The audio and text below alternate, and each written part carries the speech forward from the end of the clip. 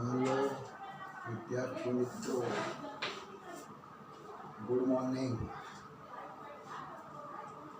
आज आप धोरण 11 અને પ્રકરણ 4 બરાબર, એમાં આપણે બીજું લેક્ચર અને ચોથું પ્રકરણ એટલે પ્રાણી સૃષ્ટિ। ઘણા બધા પ્રાણીઓ છે। પ્રાણીઓનો કદ અને સ્વરૂપ ને દેખાવ, આકાર, રંગ, રૂપ આ બધું તમે જુઓ। પછી કદની અંદર કોઈ મોટું, કોઈ નાનું, કોઈ સીધું ચાલતું, કોઈ આડું ચાલતું, કોઈ 2 પગે ચાલતા, કોઈ 4 પગે ચાલતા। કોઈ પ્રાણીઓ તમે જો ઉડતા જોવા મળે, કેટલાક પ્રાણીઓ તમે જુઓ તો પાણીમાં રહેતા જોવા મળે, જમીન ઉપર રહેતા જોવા, કોઈ રણમાં જ જોવા મળે, કોઈ બરફમાં જ જોવા મળે। તો આ તમે જુઓ પ્રાણી સૃષ્ટિમાં આવતા જે કંઈ પ્રાણીઓ છે એમાં કેટલાય વિવિધતા જોવા મળે, જૈવ વિવિધતા, જેને કહ્યું બાયોડાયવર્સિટી। કેટલીય જાતિઓ છે એવી। આવા બધાને આપણે સમજવું હોય તો સમજવા માટે, એને ઓળખવા માટે વર્ગીકરણ જરૂરી છે। વર્ગીકરણ મદદરૂપ છે। એટલે કોઈ પણ નવું પ્રાણી ઓળખાય ત્યારે એનું સ્થાન કયો છે, કયા પ્રાણી જૂથની અંદર એ ગોઠવાય, તો તે માટે વર્ગીકરણ બહુ મદદરૂપ કહીશું આપણે। વર્ગીકરણ કેવી રીતના કરવું, તો એના આધારો જોઈએ। તો વર્ગીકરણના આપણે આધારો જોતા હતા। વર્ગીકરણના આધારો, અને આધારોની અંદર આપણે કહેતા હતા, એક આધાર આપણે કયો કીધો હતો, તો એક તો આપણે કહીશું આયોજન સ્તરનો, એટલે કોષીય ગોઠવણી। આયોજન સ્તર એટલે કોષોની ગોઠવણી, આયોજન સ્તર આપણે આ જોયું। આયોજન સ્તરો, અને એમાં આપણે જોયું હતું કોષીય ગોઠવણી। કોષીય એટલે કોષની ગોઠવણી કેવું છે? કોષોની ગોઠવણી એક કોષી છે, બહુકોષી છે, પરંતુ પેશી વગર, એટલે કોષીય આયોજન છે।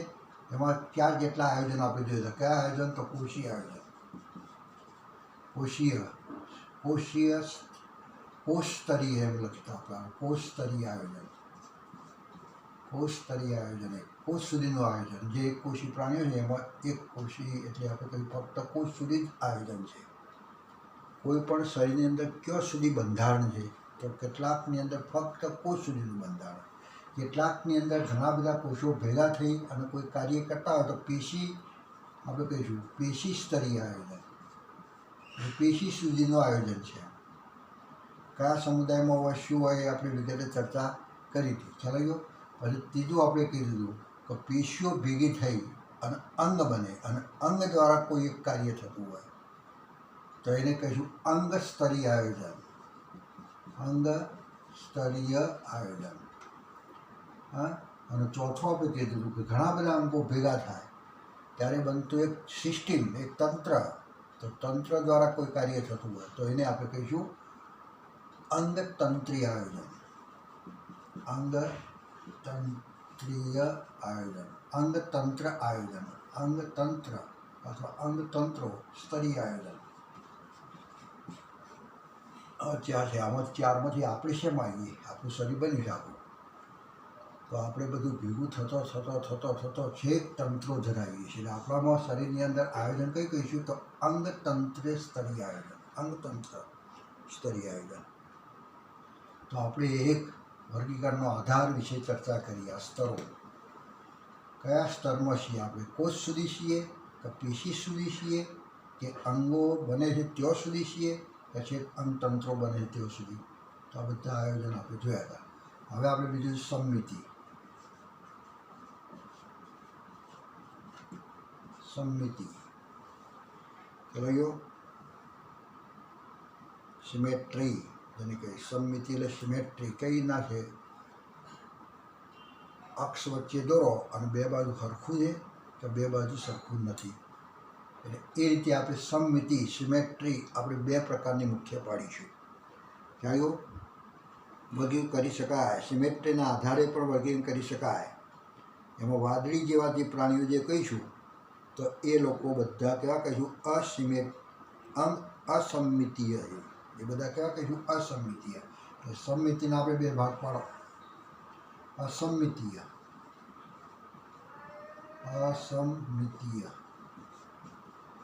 અને બીજું કહીશું સમમિતીય.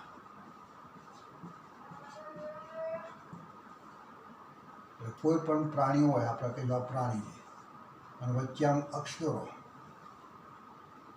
બે બાજુ સરખું દેખાય છે, તો તે પ્રાણીને આપણે કહીશું સમમિતીય. એ પ્રાણીને શું કહેવાય છે? સમમિતીય. સમમિતીય અને બે બાજુ સરખું ન દેખાય તો આ બાજુ આમ આખું આ પ્રાણી છે અને આ પ્રમાણે પ્રાણી છે અને વચ્ચે આમ અક્ષ દોરો તો બે બાજુ સરખું નથી. તો સરખું નથી તો એ શું કહીશું? અસમમિતીય. જેની આકૃતિ ફ્રીહેન્ડ આકારની છે. આ બાજુ જો અહીંયા આવું હોય તો આ બાજુ પણ આવું હોય, આ બાજુ આવું હોય તો આ બાજુ પણ આવું હોય. એટલે આ આકૃતિ કઈ કહેવાય? ફ્રીહેન્ડ જેવી. વચ્ચે અક્ષ દોરતો બંને બાજુએ સરખું હોય તો સમમિતીય, અને આ રીતનું હોય કાંઈ સરખું ના હોય તો એને કહીશું અસમમિતીય. એમાં વાદળી જેવા પ્રાણીઓ તમે જુઓ તો વાદળી, સશિદ્ર સમુદાયમાં આવતા વાદળી એ અસમમિતીય છે. અસમમિતિ એટલે જો મધ્ય અક્ષમાંથી પસાર થતી ધરી પ્રાણી શરીરને સરખા ભાગોમાં વિભાજિત ના કરે, બે હરખા ભાગો ના કરે. જો અહીંયા બે હરખા ભાગ, વચ્ચે અક્ષ દોરો, ધરી, આ ધરી દોરી અને બે બાજુ હરખું નથી, આ બાજુ આવું છે, આ બાજુ આવું છે, તો આ શું કહેવાય? અસમમિતીય છે. એમની રચના કેવી કહેવાય? અસમમિતીય. કેટલાય પ્રાણીઓ એવા છે અસમમિતીય. વચ્ચે ધરી બનાવીએ અને બે બાજુ સરખી રચના ના હોય, એવા વાદળી જેવા પ્રાણીઓ બધા આવા બધા જોવા મળે. એ સરખા ભાગોમાં ના વિભાજિત કરે તો એને અસમમિતિ કહીશું. અને જ્યારે પ્રાણી શરીરના મધ્ય અક્ષમાંથી પસાર થતી કોઈ પણ એક ધરી સજીને બે સરખા ભાગોમાં વિભાજિત કરે તો તેને આપણે શું કહીશું? તો અરીય સમમિતિ. અરીય સમમિતિ. આપણે આ કહીશું બે હરખા ભાગ કરે છે અને બે બાજુ તમે જો હરખી રચના છે, આ બાજુ જેવી રચના એવી આ બાજુ રચના, કોરે મરે હરખી રચના. એમ અહીંયા જેવી રચના એવી અહીંયા રચના, એવી અહીંયા રચના, એવી અહીંયા રચના, ટૂંકમાં બે બાજુ કોરે મરે હરખી રચના હોય તો એને એવી સમમિતિને આપણે કહીશું અરીય સમમિતિ. એટલે આપણે કહીશું અરીય સમમિતિ. ઉષ્ટાંતી સમુદાય, ઉદાહરણ તરીકે ઉષ્ટાંતી સમુદાય, એ પ્રાણી તમે જુઓ તો કેવું હોય છે? તો આપણે કહીશું આ ટાઈપનું પ્રાણી હોય. આમ ઉપરની બાજુ સૂત્રાંગો હોય, આ એક સૂત્રાંગ, આ બીજો સૂત્રાંગ, આ ત્રીજો સૂત્રાંગ, ચોથો સૂત્રાંગ, પાંચમો સૂત્રાંગ, છઠ્ઠો સૂત્રાંગ. અક્ષ દોરો, અક્ષ દોરો તો તમે જુઓ તો આ બાજુ જેવી રચના છે કોરે મરે, તો એ રીતે કોરે મરે બધા રચના સરખી છે. હરી એટલે પરિઘીય સરખી રચના છે. અક્ષ દોરો અને બધી બાજુ સરખી રચના છે તો આ કહેવાય અરીય સમમિતિ. તો અરીય સમમિતિની અંદર કુષ્ટાંત્રી સમુદાયના પ્રાણી લઈશું. પછી એક સમુદાય આવે છે કંકતધરો. એક સમુદાય બીજો કયો કહીશું? કંકતધરા. એક કંકતધરા સમુદાય છે. આખું એ સમુદાય વિશે આપણે આખું જોવાનું છે. તો કંકતધરા અને શૂળત્વચી બીજો એક સમુદાય છે શૂળત્વચી. આ ત્રણ સમુદાયના પ્રાણીઓ કે જેની અંદર અરીય સમમિતિ છે. અરીય એટલે પરિઘ બાજુ હરખી રચના. આમ હોય પ્રાણી. કોષ્ટાંતી સમુદાયનું પ્રાણી આપણે કહીશું હાઇડ્રા. તો હાઇડ્રા આવું હોય છે. આ એના ઉપર સૂત્રાંગ હોય, એક સૂત્રાંગ, આ બીજું સૂત્રાંગ, આ ત્રીજું સૂત્રાંગ, આ ચોથું સૂત્રાંગ, આ પાંચમું સૂત્રાંગ, છઠ્ઠું સૂત્રાંગ, આ પ્રમાણે. અને વચ્ચે અક્ષ દોરો તો તમે જુઓ તો આ બાજુ બે બાજુ હરખું, અહીંયા હરખું, અહીંયા સરખું, બધું ત્રિજ્યા ઉપર આમ બધા આ બધી જે સૂત્રાંગ હોય બધા કોરે મળે સરખા જોવા મળે. આમ એટલે આ કહેવાય અરીય સમમિતિ. અને શું કહેવાય? અરીય સમમિતિ. એટલે આ સમુદાયના પ્રાણીઓ બધા અરીય સમમિતિમાં. એ સમમિતિનો આ પ્રકાર ધરાવે છે. જ્યારે નુપુરક સંધિપાત સમુદાયના જે પ્રાણીઓ છે ને, જો પ્રાણી શરીરને મધ્ય ભાગ ઉપર અક્ષ દોરો, ધરી બનાવો તો બે સરખા ડાબા કે જમણા ભાગોમાં વિભાજિત થાય તો તેવી સમમિતિને કહીશું દ્વિપાર્શ્વ સમમિતિ. દાખલા કે કોઈ પણ કરો છો, આપણે કોઈ પણ પ્રાણી લો થયું? હવે એની અંદરથી આવું એક પ્રાણી લો, આ પ્રાણી હવે અહીંયા જેવો પગ છે એવો જ પગ અહીંયા જોવા મળે. અહીંયા જો પગ આ પ્રમાણે હોય તો એવો જ પગ આ પ્રમાણે હોય. થયું? અહીંયા જો કોઈ બીજી રચના હોય આવી તો આવી રચનાઓ પણ અહીંયા જોવા મળે. જે કંઈ પ્રાણી છે તે પ્રાણીને બે બાજુ સરખું, કોરે મરે સરખું નહીં, કોરે મરે સરખું હોય, હા, બધી ત્રિજ્યા ઉપર બધે સરખું હોય તો આપણે એને શું કહીશું? અરીય સમમિતિ. પણ આખા અક્ષની બે બાજુ સરખું જોવા મળે તો તેને આપણે કહીશું દ્વિપાર્શ્વ સમમિતિ. દ્વિપાર્શ્વીય સમમિતિ. દ્વિપાર્શ્વ એટલે બે બાજુ સરખું, સમમિતિ એટલે સિમેટ્રી. સિમેટ્રી એટલે સરખું છે, બે બાજુ સરખું હોય તો એને કહીશું સમમિતિ. એમાં કયા પ્રાણીઓ? તો ઉદાહરણ તરીકે નુપુરક, સંધિપાદ, આ બધા પ્રાણીઓ તમે જુઓ તો નુપુરક, સંધિપાદ એ સમુદાયની અંદર આવી સમમિતિ જોવા મળે. ખ્યાલ? એટલે અસમમિતિ એસિમેટ્રિયલ, આને શું કહીશું? એસિમેટ્રિયલ. સમમિતિ એટલે કહીશું સિમેટ્રી. પછી અરીયને કહેવાય છે રેડિયલ સિમેટ્રી, આને કહીશું અરીયને કહીશું રેડિયલ સિમેટ્રી. અને દ્વિપાર્શ્વીય સંરચનાને કહીશું બાયલેટરલ સિમેટ્રી. બાયલેટરલ બે બાજુ, બાયલેટરલ એટલે બે બાજુ સરખું. આપણે શેમાં આવીએ? તો આપણો આ પ્રકાર છે. ખ્યાલ? હવે દાખલા તરીકે આપણે છત્રી, સજીવ નથી પણ છત્રી એક છે ને, છત્રી ખોલો તો શેમાં આવે? તો ઉપરનો ભાગ તમે જો છત્રીનો આ પ્રમાણે આવ્યો. હા, આ બધા તાર છે, કોરે મળે તાર, અને અહીંયા પકડવાની દાંડી. કેટલુંક શરીર, જો પ્રાણીનું શરીર આવું હોય તો એ શેમાં આવે? તો અક્ષ દોરો. અને આ તાર જેવો છે એવો તાર અહીંયા છે, એવો તાર અહીંયા છે, એવો તાર અહીંયા છે, બધા કોરે મળે તાર બધા હરખા જ છે. એટલે કેવું આવશે? તો અરીય સમમિતિ. છત્રી ટાઈપના પ્રાણીઓ હોય તે બધા અરીય સમમિતિ. એમાં કોષ્ટાંત્રી, કંકતધરા, શિવત્વચી આ બધા પ્રાણીઓ આ ટાઈપના છે, અરીય સમમિતિ. જ્યારે નુપુરક અને સંધિપાદ સમુદાયના પ્રાણીઓ એ કેવા કહીશું? બંને બાજુએ સરખી રચના.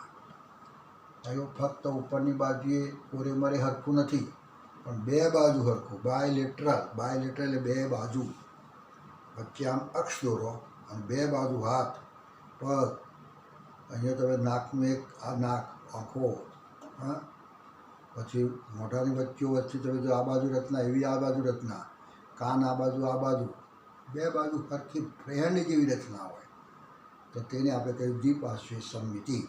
તો આવી એક આના આધારે પણ વર્ગીકરણ કરવામાં આવે છે. વર્ગીકરણ કરવા માટે એક આ આધાર લેવામાં આવે છે.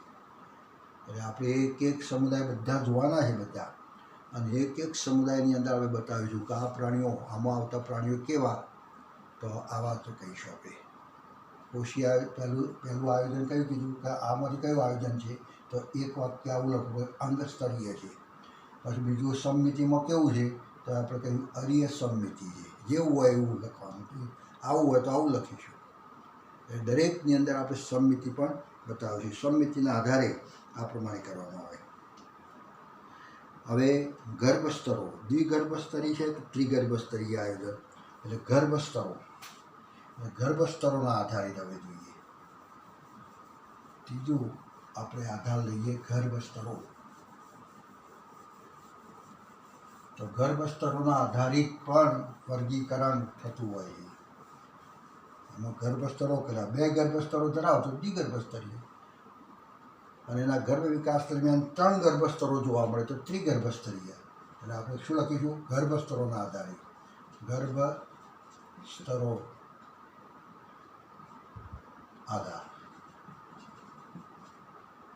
ગર્ભસ્તરોના આધારે. તો એના આપણે 2 ભાગ પાડીશું, દ્વિગર્ભસ્તરીય અને ત્રિગર્ભસ્તરીય. ત્રિગર્ભસ્તરીય 2 ગર્ભસ્તરીય, 3 ગર્ભસ્તરીય. એટલે 2 ગર્ભસ્તરો, ફક્ત બાહ્ય ગર્ભસ્તર અને અંતઃગર્ભસ્તર, આવા 2 ગર્ભસ્તરો ધરાવતા હોય તો એ દ્વિગર્ભસ્તરીય. ખ્યાલ ગયો? એમાં ફક્ત 2 સ્તરો જોવા મળે, એક તો બાહ્ય ગર્ભસ્તર અને અંતઃગર્ભસ્તર. એવા 2 સ્તરો જોવા મળે તો આપણે કહીશું દ્વિગર્ભસ્તરીય. એટલે આવું પ્રાણી, આ બહારનું પડ અને આ અંદરનું પડ,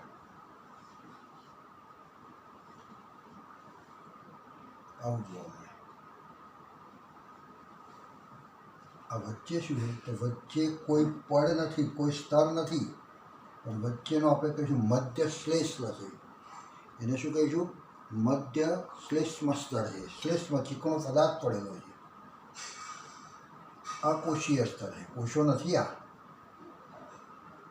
પણ 2 પડની વચ્ચે આ એક પડે છે. આ પડના કોષો, આ કોષો કહીશું, અને આ પડના કોષો, આને કહીશું અંતઃગર્ભસ્તર. અંતઃગર્ભસ્તર. અને આને કહીશું બાહ્ય ગર્ભસ્તર. બાહ્ય ગર્ભસ્તર. 2 સ્તરની વચ્ચે ત્રીજું મધ્ય ગર્ભસ્તર નથી, પણ આને કહીશું મધ્ય શ્લેષ્મ સ્તર કહીશું. મધ્ય શ્લેષ્મ સ્તર. વચ્ચેનું મધ્ય શ્લેષ્મ સ્તર. વચ્ચેના 2 પડની વચ્ચે, 2 ગર્ભસ્તરોની વચ્ચે એક ચીકણો પદાર્થ પડેલો છે. કોઈ કોષો નથી, કોષો ભેગા થઈને આખું સ્તર નથી બનતા. એટલા માટે ફક્ત 2 સ્તરો છે. આ સ્તર છે ને એક આ સ્તર છે. એટલા માટે કહીશું દ્વિગર્ભસ્તરીય. અને જો 3 સ્તર હોય તો કયું? તો કેવા 3 સ્તરો? તો આપણે કહીશું આ બાહ્ય ગર્ભસ્તર, આ બાહ્ય ગર્ભસ્તર. પછી આપણે કહીશું આ મધ્ય ગર્ભસ્તર, આ એ કોષો છે. અને આ કહીશું અંતઃગર્ભસ્તર. આ એ કોષો. ચલો, આ કોષો એટલે અંતઃગર્ભસ્તર, બરાબર. આ પણ કોષો, આ કોષોવાળું સ્તર જ છે આવીને. અને આ પણ કોષો છે. કેટલા સ્તરો થયા? તો આપણે કહીશું આ બાહ્ય ગર્ભસ્તર, આ કહીશું અંતઃગર્ભસ્તર, અને આ શું છે? તો આ પણ કોષો છે. કોષો છે એટલા માટે મધ્ય શ્લેષ્મ સ્તર નહીં કહીએ, એને કહીશું મધ્ય ગર્ભસ્તર.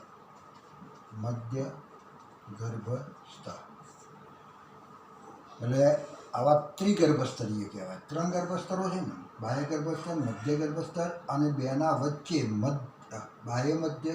બાહ્ય ગર્ભસ્તર, અંતઃગર્ભસ્તર અને 2ના વચ્ચે આવું એક મધ્ય ગર્ભસ્તર ગોઠવાયેલું. એટલે આ પ્રાણીઓ આવા જો હોય તો એને કહ્યું ત્રિગર્ભસ્તરીય પ્રાણીઓ. અને ફક્ત 2 સ્તરો જ હોય, અને વચ્ચે શું હોય? તો 2ના પડની વચ્ચે એક મધ્ય શ્લેષ્મ સ્તર હોય, શ્લેષ્મનું સ્તર હોય. કોષો નથી, અહીંયા કોષોનું સ્તર છે. તો ત્રિગર્ભસ્તરીય. અને કોષોનું સ્તર ના હોય વચ્ચે, અને ફક્ત 2 હોય તો દ્વિગર્ભસ્તરીય. તો આમાંથી કયા પ્રાણીઓ કયા છે એ આપણે જોવાનું છે. કોષો 2 ગર્ભસ્તરોમાં ગોઠવાય છે. શરીરની અંદર જે કંઈ કોષો આવેલા એ બધા 2 ગર્ભસ્તરમાં ગોઠવાય. બહારની બાજુ જે ગોઠવાઈ ગયા તેને કહ્યું બાહ્ય ગર્ભસ્તર, અને છેક અંદર ગોઠવાઈ જાય તો તેને કહ્યું અંતઃગર્ભસ્તર. બહારનાને આપણે કહ્યું બાહ્ય ગર્ભસ્તર, અને અંદરનાને કહીશું અંતઃગર્ભસ્તર. એક તો એક્ટોડર્મ, અને અંદર જે ગોઠવાય અંતઃગર્ભસ્તર તો તેને કહીશું પેલો એક્ટોડર્મ, અને અંદર જે ગોઠવાય એને કહીશું એન્ડોડર્મ. એક એક્ટોડર્મ અને એક એન્ડોડર્મ. તેને દ્વિગર્ભસ્તરીય કહે છે. કયા કયા પ્રાણીઓ? તો કોષ્ટાંત્રી સમુદાયના પ્રાણીઓ. કોષ્ટાંત્રી એક. બીજા આપણે કહીશું બધા પ્રાણીઓ એ બાહ્ય ગર્ભસ્તર અને અંતઃગર્ભસ્તર 2 જ ધરાવે છે. અને વચ્ચે અવિભેદિત સ્તર તરીકે શું આવેલું હોય? 2ના વચ્ચે, આ 2ના વચ્ચે શું આવેલું હોય? તો આવું એક આવેલું મધ્ય શ્લેષ્મ સ્તર, જે અવિભેદિત અકોષીય રચના છે. તો એવી એક રચના જોવા મળે જેને કહીશું મધ્ય શ્લેષ્મ સ્તર. ગ્લી આવ્યો, મેજોગ્લી. મેજોગ્લી એટલે શ્લેષ્મસ્તર જેવું. જે પ્રાણીના વિકાસ પામતો ભ્રૂણ એ બાહ્ય ગર્ભસ્તર અને અંતઃગર્ભ વચ્ચે ત્રીજું એક ગર્ભસ્તર એટલે મધ્ય ગર્ભસ્તર ધરાવે તો તે પ્રાણીને આપણે કહીએ ત્રિગર્ભસ્તરીય. દાખલા તરીકે પૃથુકૃમિથી મોડી અને છેક સુધી. અહીંયા આપણે લખીશું પૃથુકૃમિથી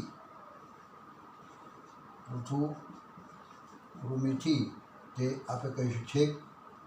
પૃથુકૃમિથી મોડી અને છેક સુધી તમે જુઓ તો આ બધા જે મેરુદંડી જે કહીશું પૃષ્ઠવંશી મેરુદંડી, અને એનાથી આગળ જઈએ તો પૃષ્ઠવંશી સુધી આવું જોવા મળે છે. આ ગર્ભસ્તરો છે. ચાલી ગયો. તો આ કયા જોડ્યા જોવાના ગર્ભસ્તરો કેટલા છે? તો એક આપણે કહીશું આ કોષોનું બનેલું બાહ્ય ગર્ભસ્તર અને આ કોષોનું બનેલું અંતઃગર્ભસ્તર.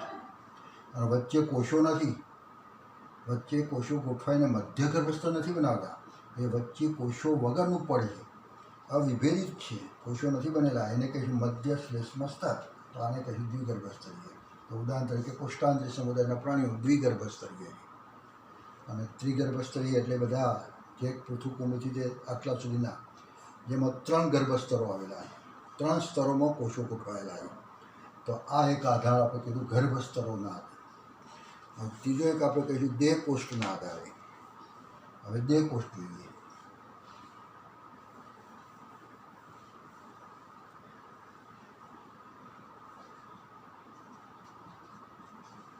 દેહકોષ્ઠ શરીર ગુહા, જેને કહીશું શિલમ. શરીર ગુહાને શું કહે છે? શિલમ.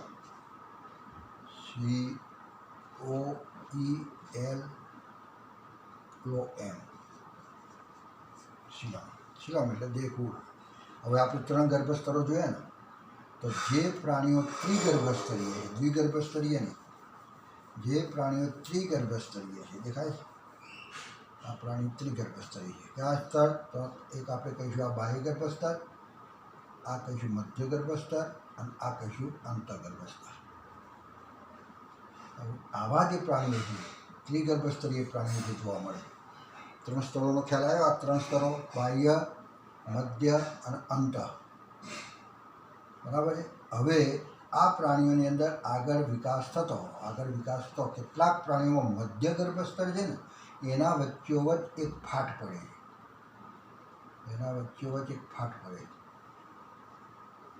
એક તિરાડ પડે છે. અને જ્યોથી તિરાડ પડી, અહીંયા તિરાડ પડી ને, તો આ તિરાડ જ્યોથી પડી ત્યોથી આ મધ્ય ગર્ભસ્તરનો અડધો ભાગ અને બાહ્ય ગર્ભસ્તરનો આખો ભાગ એ કયો થાય? આમ બહાર ઠેલાય. એટલે આપણે એવું દોરીએ, આ ભાગ એટલે આ બાહ્ય ગર્ભસ્તર આખું, આખું આ બાહ્ય ગર્ભસ્તર, અને કેટલું? મધ્ય ગર્ભસ્તર અડધું. તો આટલું મધ્ય ગર્ભસ્તર થયું. એટલે આ બાહ્ય ગર્ભસ્તર અને આ કહીશું મધ્ય ગર્ભસ્તર, પણ આખું નહીં. એટલે આપણે કહીશું અડધું. અને હવે અડધું આ અંતઃગર્ભસ્તર અને આ મધ્ય ગર્ભસ્તર અડધું જે છે એ અંદર ચાલી જાય. એટલે આપણે આ દોરીશું અંતઃગર્ભસ્તર, અંતઃગર્ભસ્તર આપણે દોરી કાઢીએ અંતઃગર્ભસ્તર, અને આ બાહ્ય ગર્ભસ્તર. બરાબર. બાહ્ય ગર્ભસ્તર સાથે અડધું આવે અને આની સાથે અડધું આવે. આ કહીશું આ અંતઃગર્ભસ્તર અને આ કહીશું મધ્ય ગર્ભસ્તર, પણ કેટલું? આખું નહીં, અડધું. એટલે આ અડધું અને આ અડધું બે ભેગો થયો એટલે આખું બન્યું. બરાબર. પણ વચ્ચે તિરાડ પડી, આ વચ્ચે આ જે તિરાડ પડી એના કારણે 2 ભાગ આમ થઈ ગયા અને વચ્ચે મોટો પોલો ભાગ તૈયાર થાય. આ બધું એક પોલાણ રચવાનું. અને આ જે પોલાણ રચાય તેને કહીશું દેહકોષ્ઠ. એને શું કહેવાય? દેહકોષ્ઠ. તો આવું દેહકોષ્ઠ જે ધરાવતા હોય એ દેહકોષ્ઠી કહેવાય, અને દેહકોષ્ઠ ના ધરાવતા હોય એ અદેહકોષ્ઠી કહીશું. એટલે આના આપણે 2 ભાગ પાડીએ, દેહકોષ્ઠી. 2 ભાગ પાડીશું, દેહકોષ્ઠી અને અદેહકોષ્ઠી. કયા પ્રાણીઓ એવા છે કે જેમાં 3 ગર્ભસ્તરો હોય અને 3 ગર્ભસ્તરોની વચ્ચે આવું પોલાણ બને? તો આપણે કહીશું કે નુપુરક સમુદાયના પ્રાણીઓ. ભાઈઓ, મૃદુકાય, સંધિપાત, સુરત્વચી, બરાબર છે. એટલે નુપુરકથી માંડી તે છેક મૃદુકાય, સંધિપાત, સુરત્વચી, સામી મેરુદંડી અને મેરુદંડી, આ બધા છેક સુધી આપણે કહીએ નુપુરકથી બધા. નુપુરકથી બધા. નુપુરકથી બધા જ પ્રાણીઓ આ ટાઈપનું ધરાવે, દેહકોષ્ઠ ધરાવે. અને કેટલાક પ્રાણીઓમાં શું હોય છે? દેહકોષ્ઠ નથી હોતો. એની અંદર શું હોય છે? આવું પોલો ભાગ નહીં, પણ આ મધ્યગર્ભસ્થ જે જોવા મળે છે, આ મધ્યગર્ભસ્થ જે જોવા મળે છે એની વચ્ચોવચ્ચ તમે જુઓ તો આ કોષોમાંથી કેટલાક કોષો મધ્યગર્ભસ્થના કોષો ખવાઈ જાય અને આ પ્રમાણેના પોલાણો બનાવે. કેટલાક કોષો આ પ્રમાણે વિઘટન પામી જાય છે અને એ ભાગની અંદર નાનો કોટરો બને. એટલે આ દેહકોષ્ઠ નહીં કહીએ અને એને આપણે કહીશું અદેહકોષ્ઠી. જોયું?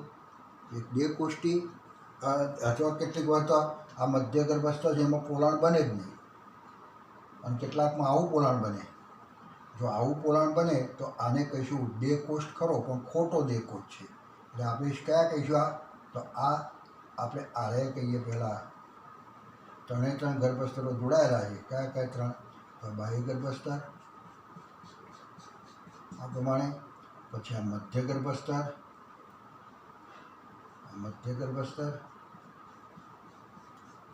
અને આ અંતઃગર્ભસ્તર. આ પ્રમાણે હોય તો આ કહેવાય અદેહકોષ્ઠી. બરાબર. પણ કેટલાક પ્રાણીઓ એવા છે કે જેની અંદર તમે જુઓ તો 3 ગર્ભસ્તરો ખરા, પણ એમાં મધ્ય ગર્ભસ્તર છે એની અંદર તમે જુઓ આવું એ જોવા મળે. આ બાહ્ય ગર્ભસ્તર, આ મધ્ય ગર્ભસ્તર અને અંતઃગર્ભસ્તર. અંતઃગર્ભસ્તર, આ બાહ્ય ગર્ભસ્તર અને મધ્ય ગર્ભસ્તર છે ને તે આવું નહીં, સળંગ નથી, પણ વચ્ચે આવો પોલાનો ભાગ થઈ જાય, આવો પોલા ભાગ બની જાય. વચ્ચે મધ્ય ગર્ભસ્તરના કોષો વિઘટન પામી જાય અને આવું પોલાણ રચે તો આ દેહકોષ્ઠ છે, પણ ખોટો દેહકોષ્ઠ કહેવાય. સાચો દેહકોષ્ઠ કહેવાય નહીં. ખ્યાલ? આ ખોટો દેહકોષ્ઠ છે. એટલા માટે આને કહીશું કૂટ દેહકોષ્ઠી. કૂટ દેહકોષ્ઠી.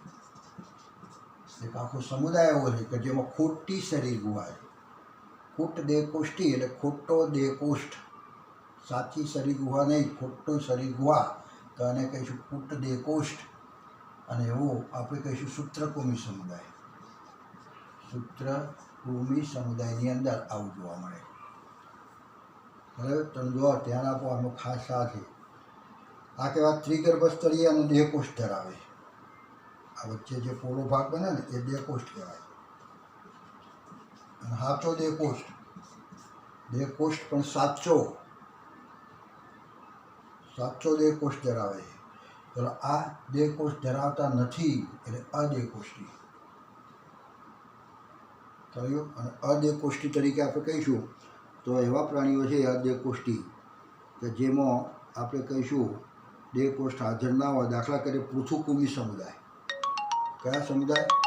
તો પૃથુકુમી.